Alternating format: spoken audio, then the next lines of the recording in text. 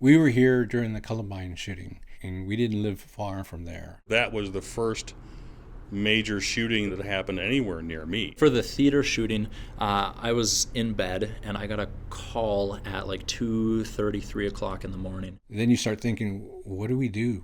How do we protect ourselves? What if this happens again? Only about 20 miles connect Littleton and Aurora, Colorado, two places that have seen horrific mass shootings. The massacre at Columbine High School in 1999 and the one at a movie theater last month. On the roads between them, there are at least 5 gun stores. One sits less than a mile from the theater where the recent mass shooting took place. I started the firing line after a lot of collecting of guns when I was younger. Just enjoyed guns all my life, and it just turned into a business.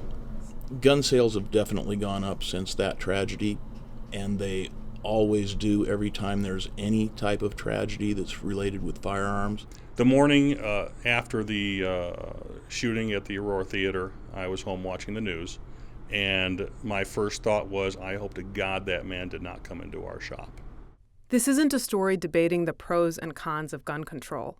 It's about people who buy, sell, and love guns in this patch of the country that has seen 2 of the worst mass shootings in U.S. history. How do they make sense of it all? Has it changed anything for them? Scott Odom is a customer at the firing line. He lives about 3 miles from the theater. I was headed to the local Target, and I had made a left-hand turn, and all of a sudden I was by the movie theater. It got to me for a moment.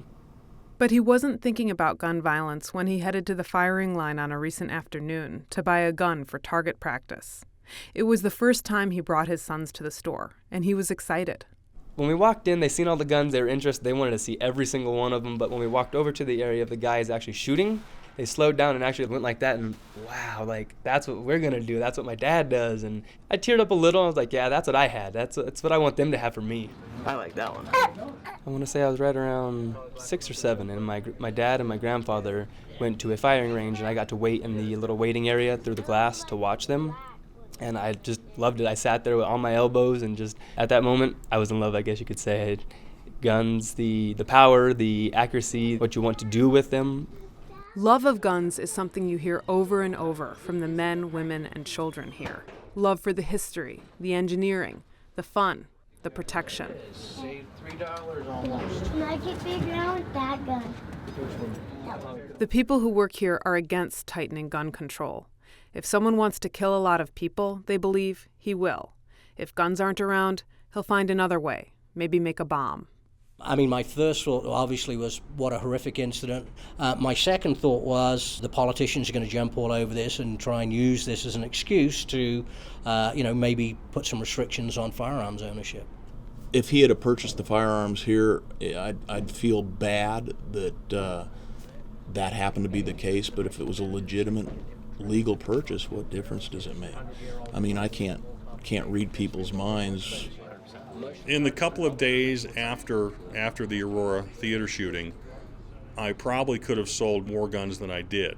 But when I had a number of people coming in, obviously with no experience, who had not really thought through the seriousness of what they were considering, I literally questioned their decision-making process.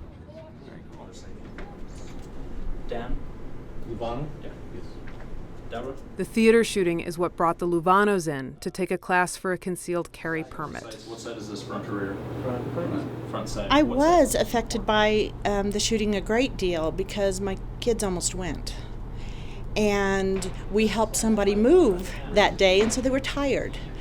And so they chose not to go to a midnight movie. And then a nice slow trigger squeeze. Take your time with it. Pause your breathing as...